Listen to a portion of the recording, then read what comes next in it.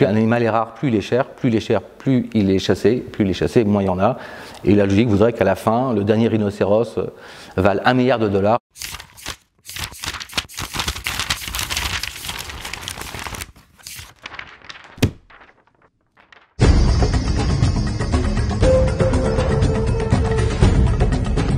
Braconnage.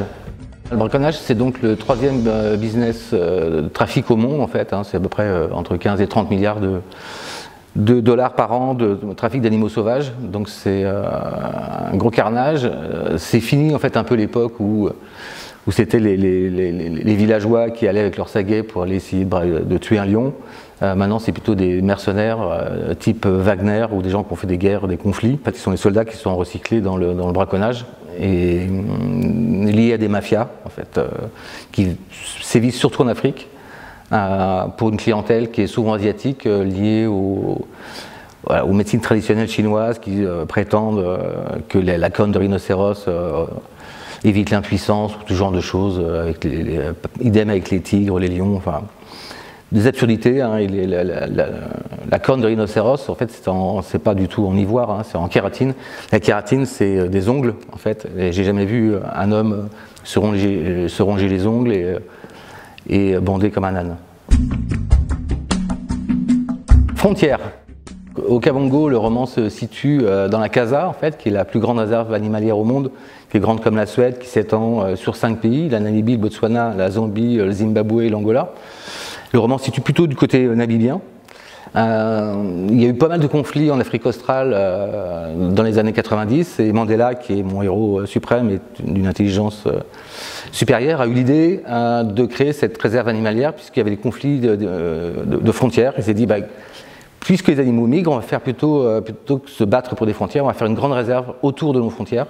Et du coup, maintenant, les animaux traversent les frontières pour aller jusqu'au delta de l'Okavango, qui est donc le seul fleuve au monde qui se jette dans la terre. Et les animaux se retrouvent là à la saison sèche, tout le monde remonte là et festoie. Tout le monde se mange les uns les autres, mais ce delta en fait sauve les animaux, tous les animaux, et cette frontière, surtout l'ouverture des frontières, leur permet de migrer et de ne pas être tués aux frontières, aux clôtures, comme ça arrive dans beaucoup d'autres pays. Des faunations. Les animaux ont des territoires qui sont de plus en plus restreints, souvent à cause de l'homme, qui lui, en s'étendant, repousse d'autant les frontières des animaux. Tous ceux qui migrent ne peuvent plus migrer, et ceux qui vivent sur des territoires qu'ils défendent, type lion, évidemment, plus ils se retrouvent repoussés, plus ils se retrouvent sur le territoire d'autres lions. Du coup, ils s'entretuent, sans même parler du braconnage. Ils s'entretuent, et ce qui fait que ça réduit, en fait, notamment pour tous les félins, pour tous les animaux territoriaux, ça réduit leur territoire, ce qui fait qu'il y en a de moins en moins, en fait.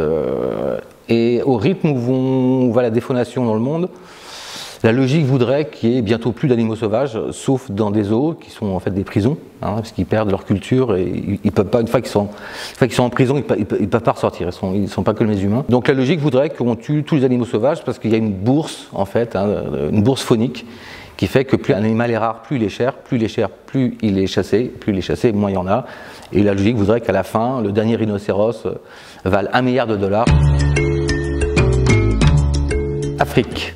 J'avais écrit un roman qui s'appelle Zulu, qui se passe en Afrique du Sud, que certains ont dû lire. Et j'avais découvert la Namibie à cette époque, enfin fin 90, puis dans les années 2000, quand j'ai tourné autour de mon Zulu, qui finissait là-bas en fait. Et j'ai adoré ce pays en fait, mais je connaissais que le Sud, parce que je venais d'Afrique du Sud.